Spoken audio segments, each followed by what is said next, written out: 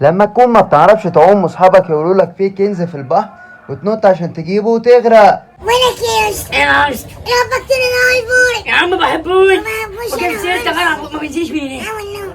بقول لك ايه يا اسطى؟ ما بتحبوش الواد ده؟ لا وربي انا بكرهه. انا كمان.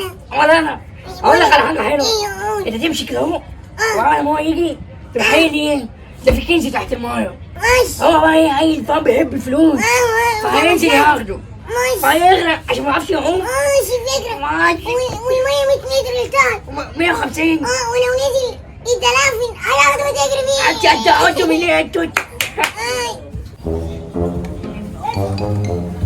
الحق يا بيلي. ايه يا بيلي. ده جه. يلا زي ما قلت لك روح. ماشي. روح بسرعه يلا يا بيلي.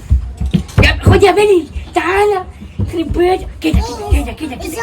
كده كده. يا بيلي تعالى يا بيلي كده يا بيلي كده. كده يا بيلي. ماشي.